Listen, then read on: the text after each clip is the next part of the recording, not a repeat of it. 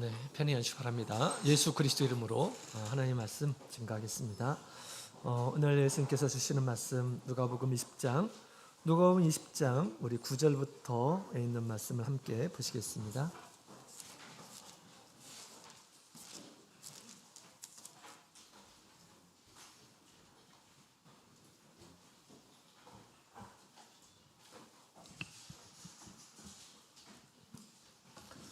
누가복음 20장 9절부터 18절까지 있는 말씀 먼저 우리 한 구절씩 교독하고 시작하도록 하겠습니다. 예수님께서 주시는 말씀 20장 9절. 이 비유로 백성에게 말씀하시되 한 사람이 포도원을 만들어 농부들에게 새로 주고 타국에 가서 오래 있다가 때가 이름에 포도원 소초 얼마를 바치게 하려고 종을 심히 때리고 거저 보내요. 다시 다른 종을 보내니 그도 심히 때리고 능욕하고 거저 보내었거늘 다시 세 번째 종을 보내어 곁친지라. 포도원 주인이 가로되 어찌할꼬 내 사랑하는 아들을 보내리니 저희가 혹 그는 공경하리라 하였더니 농부들이 그를 보고 서로 우는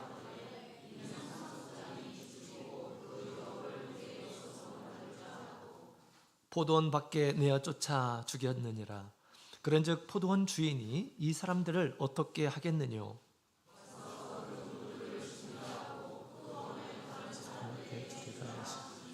사람들이 듣고 그렇게 되지 저희를 보시며 가라사대 그러면 기록된 바 건축자들의 버린 돌이 모퉁이의 머릿돌이 되었느니라 함이 어찌미뇨? 무릇 이 돌 위에 떨어지는 자는 깨어지겠고 이 돌이 사람 위에 떨어지면 저로 가루를 만들어 흩으리라 하시니라. 아멘. 할렐루야. 네, 반갑습니다. 오늘 이 시간 우리 하나님의 계명을 따라서 우리 하나님의 성전에 와서 안식일을 지키는 우리 모든 성도님들에게 하나님의 크신 은총이 함께하기를 원합니다. 시온에 대로를 두는 자는 복이 있다라고 그렇게 말씀하셨죠. 하나님께서 계시는 이곳에 믿음으로 참여하시는 분들에게 늘 이와 같은 그러한 은혜의 비를 이렇게 내리고 있습니다. 하나님께서 우리 하나님을 사랑하고 또 그 말씀을 지키는 이러한 사람들에게 약속하신 땅의 좋은 것으로 또 하늘의 신령한 것으로 하나님께서 늘 채워주시기를 원합니다. 몇 년 전에 우리 총회에서 선교 세미나가 있었는데요. 대만 총회에서 약 21년 동안 선교부 책임자로 이렇게 일하셨던 목자님께서 대만 선교 현황에 대해서 이렇게 소개했던 적이 있었습니다. 대만에는 지금 다방면에 선교 활동을 이렇게 하고 있음을 보여주셨는데요. 문서 선교뿐만 아니라 우리 영상 선교, 또 우리 라디오 선교, 인터넷 선교, 또 의료 선교, 그 당시에 영상으로 이렇게 텔레비전에 우리 교회 예배 현황이 이렇게 중계되고 그런 때였었습니다.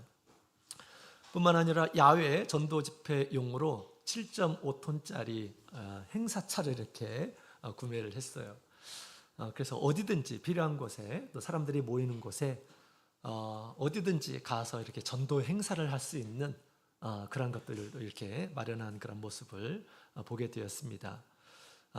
뿐만 아니라 이 휴대폰 어플을 통해서 우리 교회 소식 뿐만 아니라 보험의 소식 이런 부분에 대해서 어플을 만들었는데 당시 12개를 이렇게 만들었고요.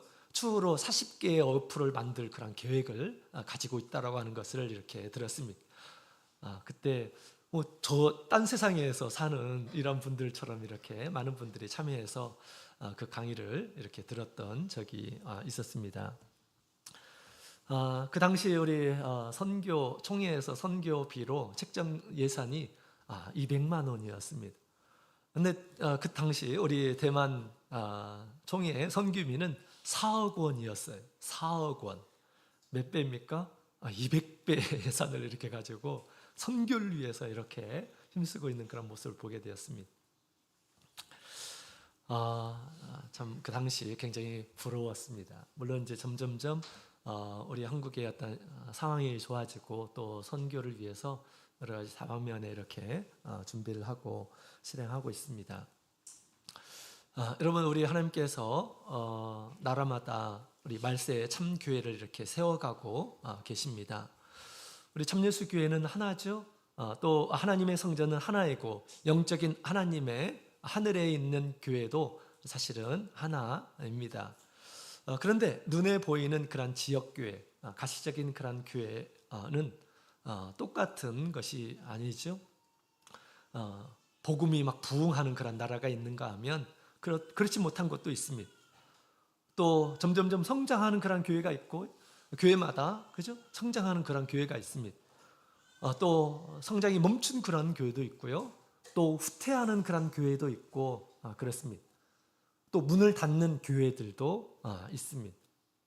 우리가 보여지는 이 교회의 모습은 각양 다른 모습으로 이렇게 보여집니다. 하나님께서는 하나님께서 당신의 피로 세우신 이 교회가 흥왕하기를 바라실 것입니다. 그죠? 그러겠죠, 당연히. 어느 학기는 우리 수원교회가 우리 복음이 점점점 흥왕해서 하나님께서 우리에게 주신 이 귀한 진리가 드러나는, 또 많은 이란 사람들을 구원하는 구원의 방주로 쓰임을 받는 그런 귀한 교회가 되기를 소망합니다. 자, 어떤 사람들을 통해서 우리 하나님께서 세우신 이 교회가 발전하고 부흥할까요? 모든 교회가 다 똑같은 것이 아니죠. 방금 전에 말씀드린 것처럼 점점 발전하는, 부흥하는 그런 교회가 있는가 하면 그렇지 못하는 그런 교회도 있어요. 하나님의 문제일까요? 그렇지 않습니다. 사람들의 문제죠. 그죠? 사람들의 문제입니다. 자, 그래서 오늘 이 시간 말씀을 통해서 어떤 사람들로 인해서 이 교회가 또 주님의 공동체가 발전한 것인지 또 아니면 멸망될 것인지를 우리에게 말씀을 통해서 우리에게 잘 가르쳐주고 있습니다. 주님께서 주신 이 말씀을 우리가 잘 마음에 새기고 하나님의 나라가 부흥하는 일에 일조가 되는 우리 하나님의 일꾼들로, 또 주님께서 인정하시는 일꾼들로 드러나시기를 간절히 바랍니다. 그럴 때 우리 주님께서 오실 때 정말 큰 칭찬이 그에게 있을 것입니다. 자, 오늘 우리 예수님께서 백성들에게 지금 비유의 말씀을 이렇게 주고 계시는데, 이 비유의 말씀은 당시 예수님께서 계셨던 그 상황을 아주 적절하게 잘 이렇게 표현하고 있는 그러한 내용입니다. 당시 우리 예수님의 권세를 정면으로 도전하는 그런 무리들이 있었죠. 하나같이 기라성 같은 당시 이스라엘 사회에서 굉장히 높은 이란 사람들이었고 나름대로 존경받는 이란 사람들이었습니다. 그들이 예수님의 권세에 정면으로 도전을 합니다. 그들은 예수님을 왕으로 인정하고 싶지 않은 이란 사람들이었어요. 또 어떻게 하면 이 예수님을 죽일까라는 그런 생각도 했어요. 왜냐하면 자기들의 명예를 실추하고, 그렇죠? 자기의 자리를 빼앗고, 우리 주님께 큰 책망을 또 이렇게 하셔서 많은 이란 사람들 앞에 공개적으로 무시를 당하고, 어떻겠습니까? 그들이 마음이 불편했을 것입니다. 그렇죠? 예수님을 어떻게 하면 죽일까라는 그런 생각을 모의했다라고 하는 것입니다. 그들의 결국은 어떻게 될까요? 오늘 말씀을 통해서 가르쳐주고 있습니다. 우리는 이 말씀을 반면교육 삼아야 하겠습니다. 자, 오늘 본문의 내용을 보게 되면 이제 이 비유의 말씀을 이렇게 방금 전에 이렇게 했죠. 한 사람이 포도원을 이렇게 가꾸고 그 포도원에 농부를 이렇게 고용을 해서 그것을 운영을 하도록 했습니다. 또 이 주인이 이제 먼 곳에 가서 종들을 가서 그 세를 받아오도록 이렇게 했습니다. 근데 그들이 주지를 않았어요. 오히려 그 주인이 보낸 종들을 때리고 능욕하고 했죠. 아무것도 주지를 않았습니다. 나중에 아들을 보냈는데 아들마저 죽였다라고 그렇게 이야기를 하고 있습니다. 주인이 이 농부들 어떻게 할까요? 뭐 농사를 많이 보지 않아서 이런 오늘날로 표현하자면 이런 비유로 이렇게 말할 수 있겠다는 생각이 듭니다. 어떤 사람이 회사를 다녔어요. 근데 완전히 파산되었습니다. 죽기 직전이고 또 거지로 이렇게 있었어요. 근데 정말 마음씨 착한 이 건물주를 만났습니다. 그분이 이제 정말 딱하군 하면서 이 건물을 강남에 있는 이 한 건물을 주면서 이 건물을 잘 관리해달라. 그리고 필요한 비용들은 내가 주겠다라고 하면서 외국에 갔어요. 그래서 이제 외국에 가가지고 임대 수익이 있으면 그것을 또 이렇게 이제 정산을 해야 되잖아요. 그래서 사람을 보냈습니다. 근데 이 사람들을 무시하는 거예요. 마치 자기 건물이 자기 건물인 마냥 이렇게 행사를 하는 거예요. 나중에 정말 그 건물주의 오른손 자녀를 이렇게 보냈습니다. 근데 그 자녀마저 무시하면서 마치 그것이 자기인 것처럼 이렇게 자기 거인 것처럼 이렇게 했다라는 것입니다. 오늘날로 얘기하자면 그런 얘기죠. 근데 이제 이 건물주가 와서 어떻게 하겠습니까? 당연히 그를 쫓아내겠죠. 그죠? 그런 얘기죠. 자, 그러면 오늘 이 말씀은 이 비유를 이렇게 말씀하셨는데 이 비유에 실체들이 있을 것입니다. 그 실체들을 먼저 하나씩 같이 살펴보고 이 말씀들을 이해해 보도록 하겠습니다. 자, 첫 번째로 우리 한 사람이 등장하죠. 이 한 사람이 포도원의 주인으로 이렇게 등장합니다. 포도원을 이렇게 만들었어요. 돈이 있는 이란 사람이고 또 큰 영향이 있는 이란 사람이었죠. 그래서 이 한 사람은 누구일까요? 포도원의 주인인 한 사람은 바로 하나님을 뜻합니다. 하나님을 뜻해요. 주인이죠, 주인. 포도원의 주인. 뿐만 아니라 이 세상의 주인 되신 분이시죠. 세상을 창조하신 주인이시죠. 그 다음에 여기에 포도원이 나옵니다. 특별히 이 주인이 이 포도원을 이렇게 아주 잘 가꾸어 놓았습니다. 이 포도원은 우리 이스라엘 나라를 얘기하고 있죠. 하나님의 백성들, 이스라엘 백성들, 하나님의 나라를 이스라엘 나라를 이렇게 나타내고 있는데 시편 이사야서 5장, 에레미야서 2장, 에스겔 19장에 보게 되면 이 선지서에 우리 하나님께서 포도원으로 하나님의 백성들 또 이스라엘 나라를 이렇게 상징적으로 표현하는 그런 내용이 있습니다. 아주 극상품 포도나무를 사와서 이 축복의 땅에서 하나님께서 포도원을 이렇게 심으셨다. 극상품, 정말 좋은 하나님의 놀라운 그러한 은혜로 말미암아서 애굽에서 이스라엘 백성들이 하나님의 은혜로 가나안 땅에 들어갔죠. 그것을 지금 그렇게 표현한 것입니다. 하나님의 은혜를 듬뿍 받고 이제 축복의 땅 가나안 땅에 이렇게 심겨졌으면 어떻게 해야 될까요? 당연히 좋은 열매를 맺어야 됐습니다. 그러나 하나님께서 나중에 보니까 좋은 열매는커녕 아주 초라한 사람이 먹을 수 없는 그러한 열매를 맺었다라고 그렇게 얘기합니다. 그래서 이제 성경에 보게 되면 이스라엘 나라를 그렇게 포도원으로 이렇게 비유하고 있는 그런 내용들을 곳곳에서 볼 수가 있습니다. 자, 그런데 여기에 또 이제 농부를 고용해서 그것을 관리하도록 했다라고 그렇게 얘기하죠. 세를 주고 필요한 경비들을 이렇게 되면서 농부들로 하여금 그것을 이렇게 운영을 하도록 했다라고 하는 것입니다. 이 농부는 무엇일까요? 하나님께서 이스라엘 나라와 그 백성을 맡긴 사람들, 일꾼들을 가리켜서 지금 얘기하고 있습니다. 이스라엘의 지도자들이 있었죠. 왕과 또 제사장들과 레위인들과 또 방백들과 장로들과 우두머리들이 있었죠. 이스라엘 백성들이 이끌어갈 만한 이런 사람들이 있었죠. 그리고 예수님 당시 이때 이 농부들은 뭡니까? 지금 제사장들과 율법사들과 선생들과 이런 사람들이죠. 이스라엘 백성들을 이끄는 이러한 사람들이었습니다. 자, 세를 주고 타국으로 갔다라고 그렇게 얘기합니다. 그 농부들에게 부탁을 했다라고 하는 것입니다. 청지기로 그들을 세워서 포도원을 가꾸도록 그렇게 했다라고 하는 것입니다. 모든 것을 이 사람들에게 맡겼어요. 하나님께서 그들을, 하나님을 대신해서 백성들을 정치적으로 또 이 종교적으로 바른 길로 인도하도록 하나님께서 모든 특권을 부여하였다라고 그렇게 지금 얘기해 주고 있는 것입니다. 그리고 이제 때가 되어서 이 주인이 종을 보내죠. 포도원을 경영하고 있는 그곳에 종을 보내서 이제 소산을 구하죠. 이 종은 하나님께서 보내신 선지자들이었습니다. 선지자들 계속 보내죠. 하나님께서 구약시대에 보면 여러 선지자를 보냅니다. 그 다음에 나중에 이제 그 아들을 나중에 보내죠.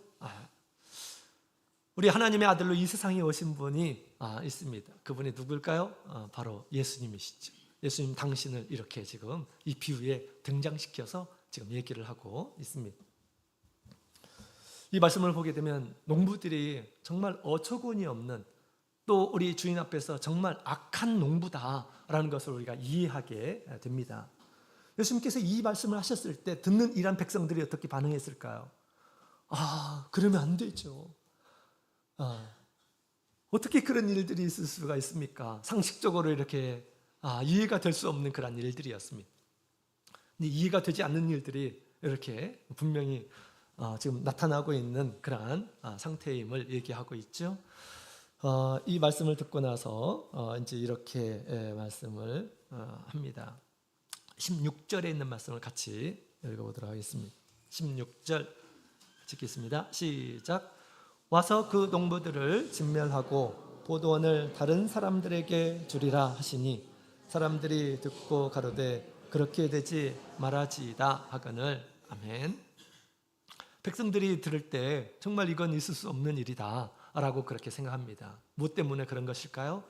근데 농부들이 너무나 악한 거예요. 자기 일들을 제대로 하지 못하면서 너무나 이 욕심쟁이 같은 그러한 이 농부들의 모습이 이렇게 보여진 것입니다. 이런 일이 있어서는 안 되지. 정말 이런 일들이 있어서는 안 되는데 성경은 무엇을 얘기합니까? 17절, 18절에 있는 말씀을 보게 되면 이미 하나님께서 예언을 통해서 이런 일들이 있을 것으로 작정하셨다라고 그렇게 이야기를 하고 있습니다. 그런 일들이 이루어지게 될 것이다 라고 얘기하죠. 그래서 건축자들의 버린 돌이 모퉁이의 머릿돌이 되었느니라 라고 그렇게 예수님께서 이 말씀을 언급합니다. 우리 시편에 있는 말씀이죠. 시편에 있는 말씀 118편 22절. 건축자라고 자칭하는 그런 지도자들이 예수님을 버리게 됩니다. 예수님을 죽이게 됩니다. 그러나 우리 예수님께서는 죽음으로 끝나는 것이 아니라 영원한 하나님의 나라의 주춧돌,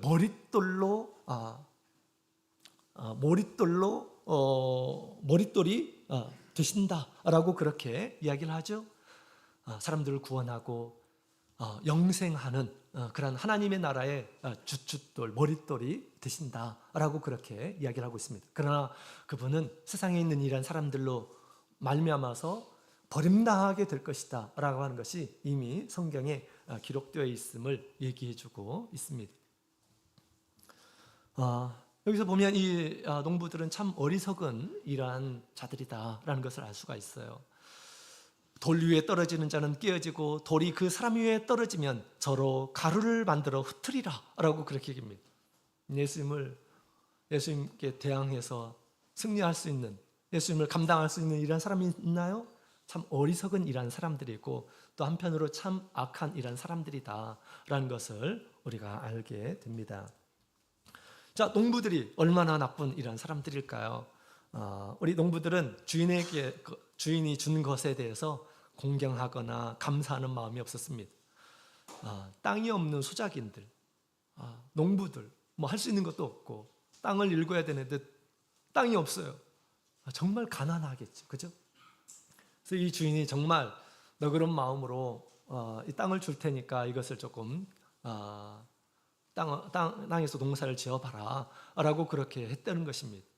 얼마나 고맙습니까? 얼마나 감사합니까? 그죠? 그런데 이제 때가 되어서 이 소출을 이렇게 이제 얻기 위해서 종을 보냈는데 그들을 매질하고 능욕하고 또 죽이게 되었다라고 그렇게 이야기를 하고 있습니다. 과거를 잊었어요. 자기가 거지처럼 이렇게 살았는데, 그래서 이 좋은 이 주인을 만나가지고 자기가 고용이 되면서 거기서 이렇게 먹고 살 수 있었는데, 당연히 주인의 것이니까 주인이 자기의 것을 이렇게 요구했겠죠. 여기서 나온 소출에 절반은 네가 먹고 절반은 나에게 달라라고 해도 얼마나 좋은 일입니까, 그죠? 이 주인이 그 소출을 구했을 때 주인에게 주지를 않았어요. 오히려 그 주인의 종들을 매질을 하였다라고 그렇게 이야기를 하고 있는 것이죠. 이 종들은 우리 정치, 종교 지도자들을 이렇게 가리켜서 얘기합니다.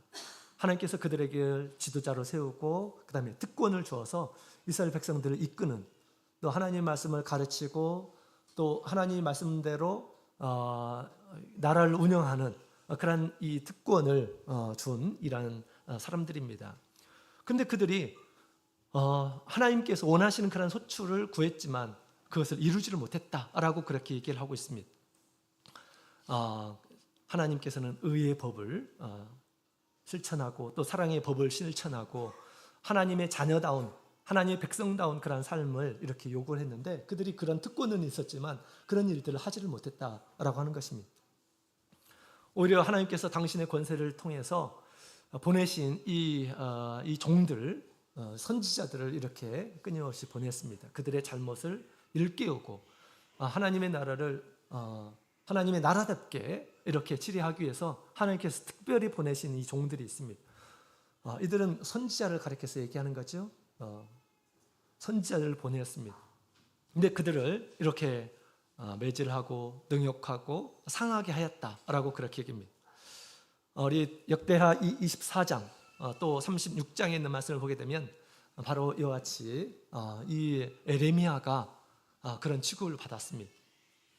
에레미야가 돌로 이렇게 쳐서 폭행을 당하기도 하고, 또 이사야는 또 톱으로 이렇게 잘려서 죽는 이런 일들이 있었고, 또 나중에 마지막 선지자로 온 이 사람이 누굽니까? 세례 요한이었죠. 세례 요한은 어떻게 됐습니까? 목이 잘라서 이렇게 죽임을 당하게 되는 일들이 벌어지게 됩니다. 그럼에도 불구하고 참 주인은 마음이 정말 좋은 일한 사람이었어요. 3번씩이나 이렇게 종을 보냈는데 그걸 무시하고 그랬지만 오래 참고 또 끊임없이 그들을 신뢰하면서 회개를 하기를 바라고, 그 다음에 사람을 또 보내지 않습니까? 그죠? 정말 하나님은 오래 참으시는 분이시다라는 것을 알 수가 있어요. 참고 악을 행하는 이러한 사람들에게 바로 진노하는 것이 아니라 기회를 한 번 더 주고 또 기회를 주고 또 기회를 주고, 그러죠.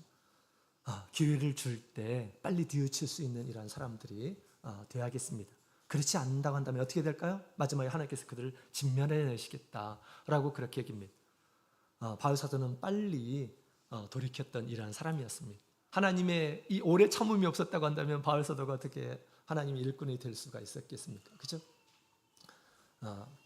이 바울 사도가 주님의 이 자비하심을 통해서 하나님께서 나타나실 때 자기의 모든 것들을 다 과거에 있었던 자기 자신을 죽였습니다.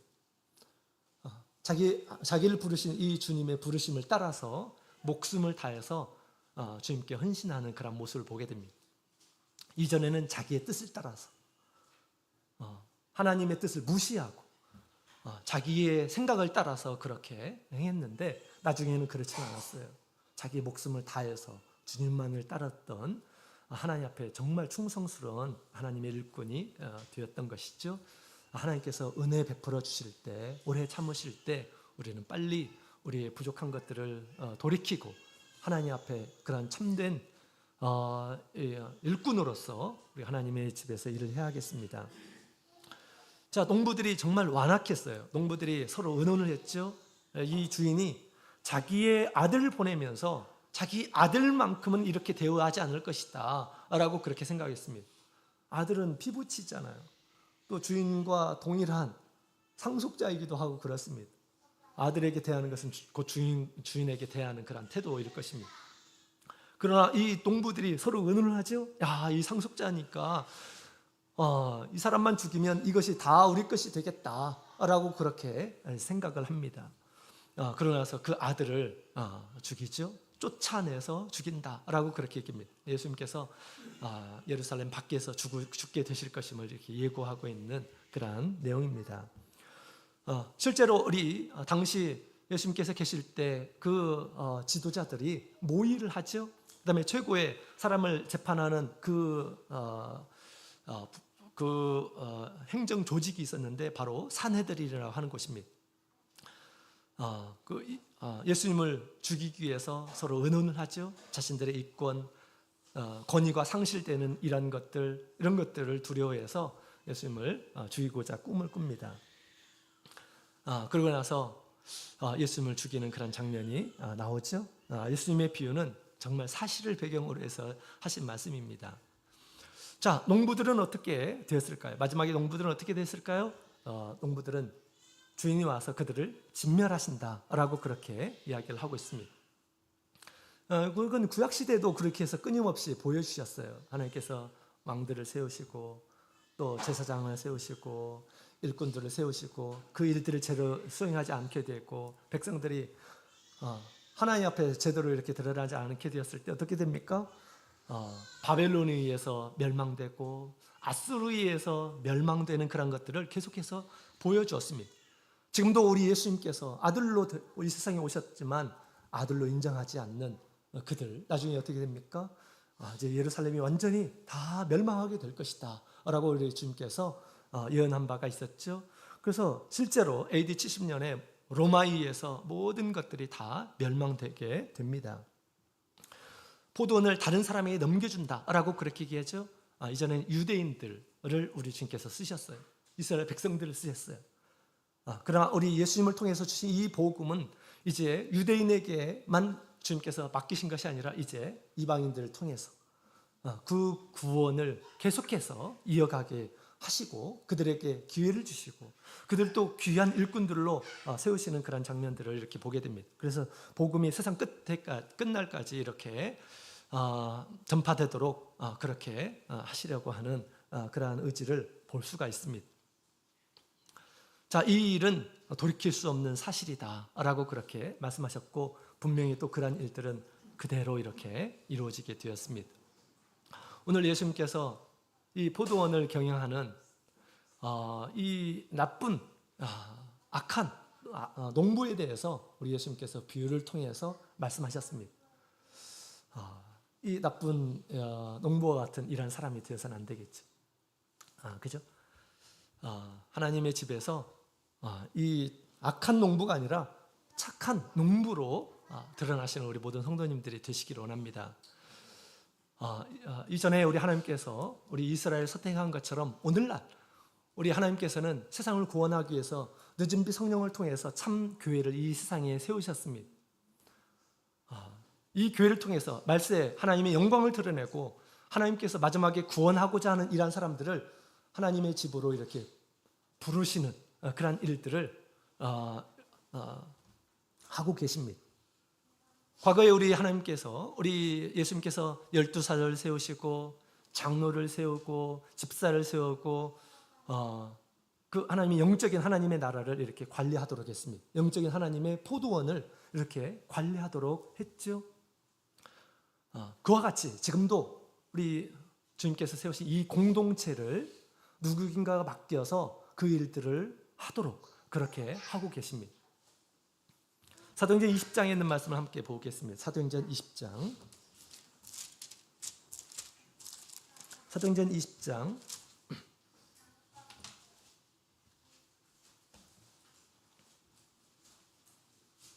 사도행전 20장 28절.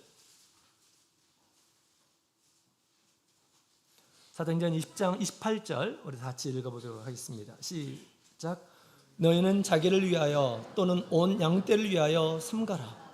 성령이 저들 가운데 너희로 감독자를 삼고 하나님이 자기 피로 사신 교회를 치게 하셨느니라. 아멘. 자, 바울 사도가 지금 에베소에 있는 장로들을 불러놓고 지금 이 이야기를 하고 있습니다. 주님께서 당신의 피로 세우신 이 교회를 치도록 여러분들에게 지금 맡기고 있는 것이다 라고 그렇게 얘기합니다. 그건 누가 준 거예요? 그 권세를 누가 지금 부여한 것입니다? 한 겁니까? 성령이 너희를 이렇게 감독자로 세웠다라고 그렇게 이야기를 하고 있습니다. 우리도 지금 우리 어린 학생들이 이렇게 있지만 시간이 되면 어떻습니까? 신앙생활을 이렇게 하다 보면 이제 때가 되면 하나님께서 뭐 교사의 직분도 줄 수가 있고요. 그다음에 그 임원의 직분을 이렇게 주기도 하시고요. 또는 집사와 장로, 그다음에 목회자가 되는 그런 경우들도 있습니다. 뭘 하라고 하는 걸까요? 하나님의 이 영적인 포도원을 잘 관리하도록 하나님께서 주시는 것이죠. 그죠? 그런데 이 포도원을 이렇게 이제 운영하는 데 있어서 악한 농부와 같이 이렇게 되어서는 안 된다라고 하는 것입니다. 예수님께서 지금 달란트 비유를 하셨죠? 예수님께서 달란트 비유가 그 내용이에요. 이 내용입니다. 주님께서 우리 사람들에게 자기의 믿음을 따라서 능력에 따라서 달란트를 주시고 그 집을 위해서 애쓰라. 예수님께서 돌아오시기까지. 그죠? 어떤 사람들은 열심히 정말 하나님께서 주신 이 달란트를 가지고 열심히 일을 하는 이런 사람들이 있습니다. 그들을 향해서 우리 주님께서 착하고 충성된 종이다라고 그렇게 일컬어 주시죠. 그러나 일을 하지 않는 이런 사람들이 있습니다. 일을 하지 않는 이런 사람, 일하도록 주님께서 권위를 주시고 직책을 주시고 또 우리에게 은혜를 주시고 그런데 아무 일도 안 하는 이런 사람들이 있습니다. 게으르다라고 우리 주님께서 말씀하시면서 쫓아내셨죠. 악하다라고 그렇게 말씀하기도 하셨습니다. 우리가 착한 농부와 또 악한 농부의 모습을 우리가 보게 되었습니다. 하나님의 집에서 우리가 하나님 앞에 착한 농부의 모습으로 이렇게 드러나기를 소망합니다. 자, 그러면 왜 이 사람들이 악한 농부로 이렇게 드러났을까요? 세 가지로 요약해 볼 수가 있습니다. 첫 번째로는 이 악한 농부는 자신이 주인인 것처럼 착각을 하게 됩니다. 포도원이 자신의 것입니까? 자신의 것이 아니에요. 자신의 것인 것처럼 이렇게 생각을 했다라고 하는 것이에요. 그죠? 착한 농부는 어떻습니까? 반면에 착한 농부는 어떤 마음을 가져야 되겠죠? 이것을 나에게 직분을 주시고 나를 일꾼으로 삼으신 분은 하나님이시다 라고 하는 그런 인식을 가지고 있어야 된다라고 하는 것이죠.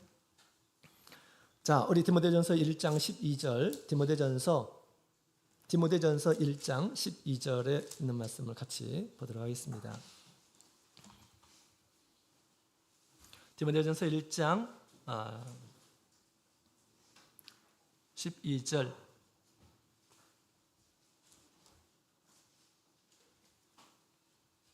같이 읽겠습니다. 시작. 나를 능하게 하신 그리스도 예수 우리 주께 내가 감사함은 나를 충성되이 여겨 내게 직분을 맡기심이니. 아멘. 자, 이 바울 사도는 자기에게 직분을 주신 분은 주님이시다, 예수님이시다 라고 그렇게 얘기하고 있습니다. 이게 올바른 자세예요. 올바른 자세, 착한 우리 농부의 자세입니다. 나에게 이 직분을 주신 분은 예수님이시다 라고 그렇게 얘기합니다. 직분을 주시고 이 하나님의 집에서 일할 것들을 주시고 사람을 맡겨주시고 교회에 봉사를 하도록 하고 하는 것은 다 주님께서 세우신 일이다 라고 그렇게 우리는 생각을 해야 하겠습니다. 사실은 우리가 이런 자격이 있는 이런 사람들이 아니에요. 그죠? 하나님 앞에서 정말 무가치한 티끌과 같은 그런 존재이고요. 또 하나님 앞에 저주를 받아서 영원한 이 지옥의 영벌을 받아야 할 이런 존재일 뿐이었습니다. 그러니까 주님께서 우리를 불쌍히 여겨주시고 거룩하게 해주시고 또 계속해서 은혜를 주시고 우리에게 믿음을 허락해 주셔서 이제 주님께서 일할 만한 때에 주님께서 그들에게 하나님의 나를 맡기시고 일하도록 그렇게 하신 것입니다. 우리가 처음 마음을 우리가 잊어서는 안 되겠습니다. 이것은 주님께서 나에게 부탁하신 것이다 라고 하는 그런 마음을 생각해야 되겠습니다. 그러면 어떻게 일을 해야 될까요? 자기가 주인 되어서 일을 하면 될까요? 그렇지 않습니다. 주님께서 부탁하셨기 때문에 주님의 뜻이 무엇인지, 내가 어떻게 일해야 될 것인지, 자기 마음대로 하는 것이 아니라 주님께서 세우셨기 때문에 주님의 뜻을 헤아리는 이러한 마음을 가져야 됩니다. 주님, 제가 어떻게 일해야 될까요? 무엇을 해야 될까요? 바울사도도 예수님의 부르심을 받을 때 주님, 내가 무엇을 하오리까? 라고 그렇게 구했죠.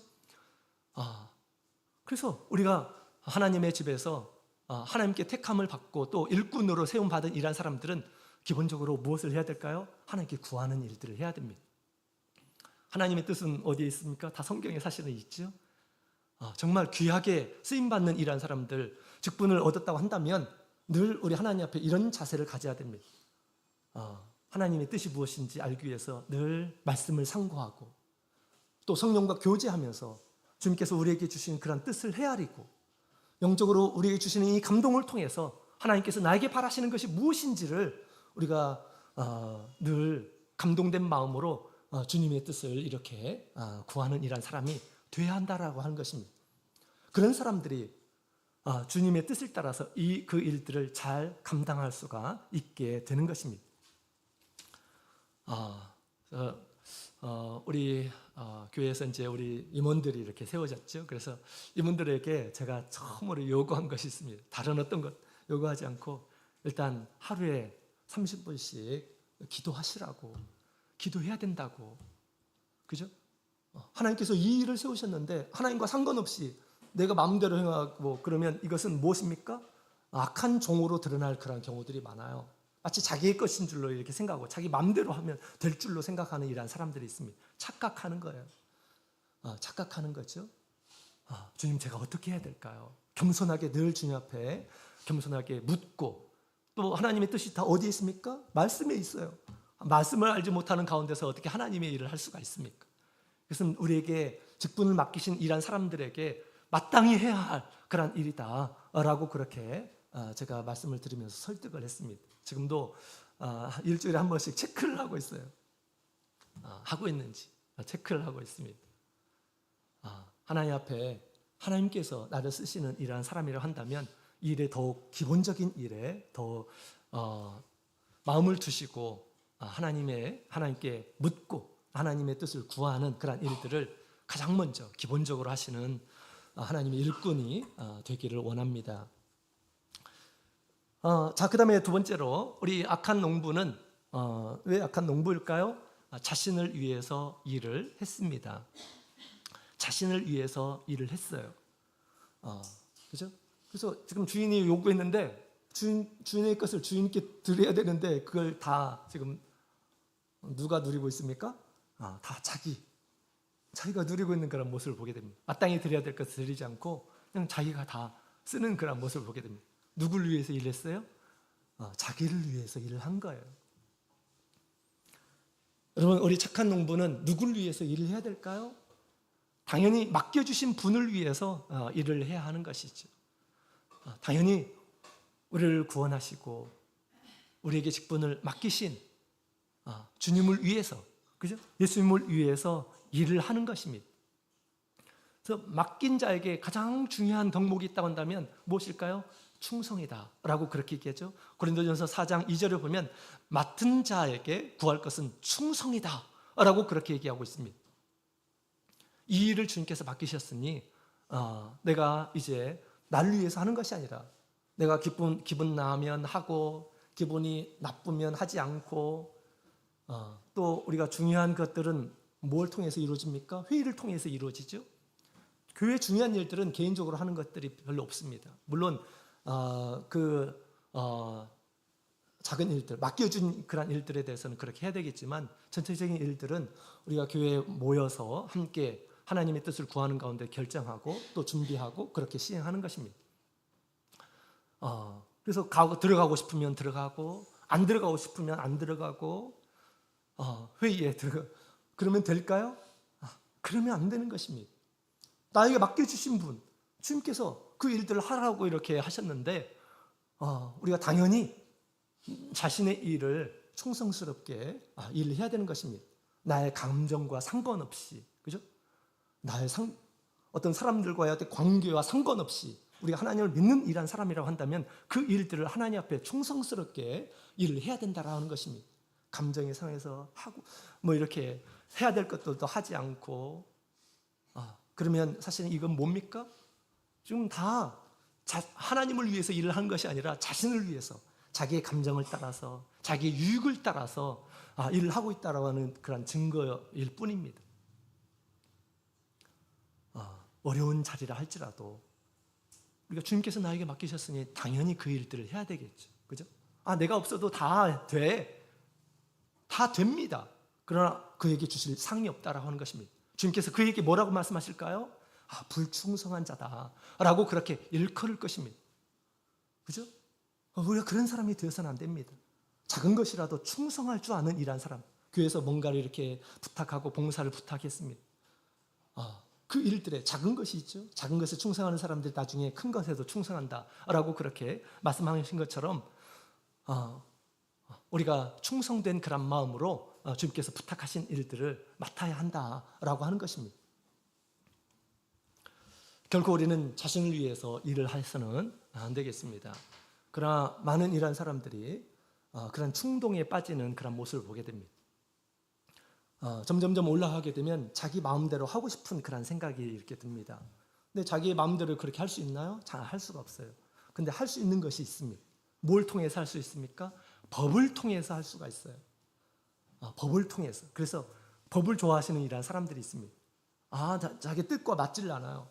이렇게 했으면 좋겠다 해가지고 사람들을 막 이렇게 얘기해가지고 자기 뜻대로 이렇게 만듭니다. 몇 년 전에 이 총회가 굉장히 큰 그것으로 인해서 소용돌이에 빠졌었던 혼란한 그런 시기가 있었습니다. 나름대로 이 법을 통해서 바꾸고자 하는 그런 마음이 있었어요. 그래서 옛날에 자립교회, 미자립교회 그거 아시죠? 자립교회, 미자립교회. 자립교회는 목회자를 파견할 수 있고 미자립교회는 파견할 수 없고, 그죠? 그리고 목회자들도 자기가 원하는 그런 교회는 계속해서 있을 수가 있고, 또 교회에서는 계시기를 원하는 이러한 이 목자님에 대해서 이렇게 투표를 하도록 하고 그랬습니다. 제가 목회에 나와서 그런 것들을 봤는데 정말 너무나도 업처구니 없는 그런 이 결정을 했더라고요. 우리 목회자는 어떤 사람들입니까? 아골 골짜기라도 주님께서 보내시면 가야 될 이런 신분 아닙니까? 자기가 원하는 곳에 계속 있고자 하는, 또 성도들로 하여금 투표를 해가지고 보내기를 원하는 사람, 남아있기를 원하는 사람, 이것을 투표를 하도록 그렇게 법을 만들었어요. 말도 안 되는 그런 법이고요. 그 다음에 참예수 교회 적으로 보게 되면, 연합총회에서 그런 얘기를 하게 되면 다 웃어요. 그런 법을 막 기어코 만든 이라는 사람이 있습니다. 지금 어디에 있을까요? 하나님께서 쫓아내셨어요. 우리 공동체에서. 교회를 사적인 그런 마음으로 자기의 뜻을 이루고자 하는 그런 마음으로 세운 이 법이 그렇게 됐다라고 하는 것입니다. 나중에 환원되었죠. 또 계속해서 법을 통해서 법을 뜯어 고쳐가지고 자기의 어떤 이상을 실현하고자 하는 이러한 사람들이 있습니다. 욕심이죠. 나중에 그런 사람들로 인해서 교회가 많이 어수선해졌어요. 이전에 그랬습니다. 그런 사람들이 어떻게 됐을까요? 제가 담임하는 교회에 그런 분이 계셨습니다. 장로님이셨어요. 마지막의 모습이 너무너무 비참했습니다. 하루에 50만 원짜리 약을 먹지 않으면 견딜 수가 없는 그런 상태였었습니다. 정말 큰 저는 교훈을 주었다. 이 과거 우리 참예수교회에 많이 권세 있는 이란 사람들, 하나님의 일꾼이라고 하는 이란 사람들이 그렇게 자기의 뜻을 뭔가 이루려고 법을 만들고, 그것이 막 교회가 불화가 생기게 되고, 그럼에도 불구하고 계속해서 추진을 하고, 그런 모습을 보면서 하나님께서 큰 경각심을 이렇게 주셨습니다. 교회는 자기를 위해서 일을 하는 것이 아니에요. 자기를 다 내려놓아야 됩니다. 그래야 상처를 받지를 않아요. 자기의 생각, 자기의 주장, 세상에서 가지고 있는 것들 다 내려놓아야 됩니다. 하나님 앞에 무익한 종이다 라고 생각하면서 하나님의 일을 감당하는 일한 사람들이 하나님께서 좋아하는 일한 사람들입니다. 자, 마지막에 이 악한 농부는 결실을 바치지를 못했습니다. 결실을 요구했지만 결실을 바치지를 못했어요. 그죠? 왜 농부를 이렇게 돈을 주고 그것을 경영하라고 했습니까? 결실을 맺게 하기 위해서. 예수님께서 오셨을 때 백성들의 모습이 그런 모습이 아니었어요. 다 지도자와 더불어서 죄악된 모습이었어요. 회개하라, 회개하라. 세례요한이 그렇게 외쳤죠. 하나님 앞에 제대로 된 일한 사람들을 세우지를 못했습니다. 모든 권세를 다 주었지만 열매를, 하나님께서 원하시는 열매를 거두지를 못했어요. 그런데 정작 자기들도 하나님 앞에 열매를 제대로 맺지를 못했습니다. 그죠? 결실을 바치지를 못했습니다. 우리 착한 농부는 하나님 앞에 결실을 바칠 수 있는 이런 사람이 되어야 합니다. 하나님께서 원하시는 이 결실, 좋은 열매를 맺는 이런 사람들이 되어야 하겠습니다. 교회를 이렇게 치리하고 교회를 관리한다라고 하면서 자기의 삶도 돌보지 않는 이런 사람들이 있습니다. 자격이 있을까요? 자격이 없어요.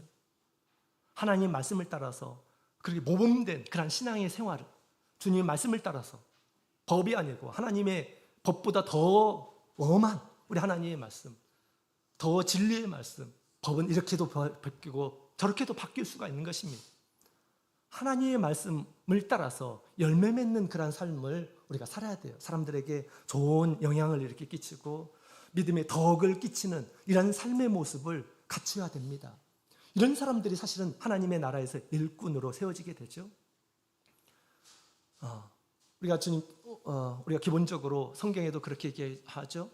우리가 자기 자신 하나님 앞에 열매 맺는 그런 삶의 모습, 거룩한 하나님의 자녀의 모습, 성도의 모습으로 드러낼 수 있어야 되겠습니다. 뿐만 아니라 가장 가까이 맡겨주신 이런 사람들이 누굽니까? 자녀들이에요. 자녀들. 자녀들 돌보지 못하는 이런 사람들이 어떻게 하나님의 집에서 하나님의 집을 관리할 수 있겠느냐라고 그렇게 바울 사도가 얘기를 하죠. 열매를 가장 가까이, 가장 사랑하는 이런 사람들에게도 열매를 맺히지 못하는데 어떻게 하나님께서 그 큰 이 가정을 맡길 수 있겠느냐라고 그렇게 얘기하고 있는 것입니다. 하나님의 일꾼은 마땅히 자기 스스로부터 또 가장 가까운 이 자녀들에게 열매를 맺는, 결실을 맺는, 하나님 앞에 합당한 하나님의 자녀의 모습으로 살게 하는 그런 일들을 우선시해야 됩니다. 그런 모습을 보고 우리 성도들은 어떻게 될까요? 판단해야 돼요. 저 사람이 가정도 저렇게 하나님 말씀으로 신앙으로 이끌고 있구나. 저 사람 하나님의 집에서 정말 많은 일한 사람들에게 좋은 영향을 주면서 권세를 주어서 그 일들을 하도록 해야 돼 라고 우리가 결정을 하는 것입니다. 그것이 바른 생각이고 성령이 주시는 그런 생각이죠. 악한 농부는 결실을 내지를 못했어요. 하나님 앞에 드리지를 못했습니다. 그러나 착한 농부는 열심히 포도원에서 일함으로 좋은 결실을 내어서 하나님께 드리는 이러한 사람입니다. 그러기 위해서 스스로 우리가 열심히 씨를 뿌려야 돼요. 주님의 씨를 뿌려야 됩니다. 스스로. 그죠? 열심히 걸음을 줘야 됩니다. 물을 줘야 돼요. 열심히 영성 관리를 스스로 해야 합니다. 하나님 앞에서. 그죠? 하나님 앞에서 예배를 중요하게 생각하고, 그죠? 하나님께서 구하시는 것이 예배이지 않습니까? 그죠? 하나님의 말씀을 듣고 또 하나님께 경배하도록 하는 것이 하나님께서 원하시는 일들이에요. 뿐만 아니라 하나님께서 우리가 주신 그런 직분을 통해서 주신 그런 일들에 대해서 열심히 노력하고 수고해서 모든 이러한 성도들이, 나에게 맡겨진 이러한 사람들이 날로 신앙적으로 성숙하는 그런 삶을 살아가게 될 때 그것이 열매예요. 내게 맡겨준 이러한 사람들이 아주 신앙이 형편없고 우리 하나님 앞에 진노를 받고 천국에도 들어가지를 못하고 그렇게 되면 어떻게 될까요? 이것은 우리 악한 농부의 모습이죠. 우리가 늘 하나님께서 나에게 맡겨준 이런 사람들에 대해서 우리가 더 신경을 써서 우리가 일을 해야 되겠습니다. 뿐만 아니라 우리 복음 전파의 사명과 우리 목양의 사명을 각 직분을 통해서 우리에게 주고 계십니다. 이 일에 더 우리가 솔선수범해서 주님께서 원하시는 그런 결실을 맺는 이런 사람들, 그들을 우리 주님께서 착하고 충성된 종이다 라고 그렇게 말씀해 주실 것입니다. 오늘 포도원 농부를 통해서 많은 기회를 주었지만 또 권세를 주었지만 바르게 활용하지 않는 이러한 사람들의 모습을 비유를 통해서 가르쳐 주셨습니다. 우리가 전철을 밟아서는 안 되겠습니다. 믿음의 사람들도 때가 되면 모든 권세를 우리 주님께서 우리에게 주십니다. 그러나 그것은 잠시 맡겨주신 것이에요. 맡겨주신 것. 나중에 다 정산을 하게 될 것입니다. 이때 우리 주님을 위해서 일하고 주님께 충성하고 또 주님의 권세에 순복하고 먼저 자신의 스스로 본을 보이면서 하나님 앞에 거룩한 삶의 결실들을 맺는 이러한 사람들 하나님께서 더 귀한 것으로 맡기시고 더 그 일들을 하도록 그렇게 하셔서 주님께서 칭찬하시고 또 영원한 하나님의 나라에서 더 좋은 상급으로 준비하고 계실 것입니다. 그런 착한 농부의 모습으로 여기 계신 모든 분들이 다 드러나기를 예수님의 이름으로 축원드립니다. 다 같이 목도드리겠습니다.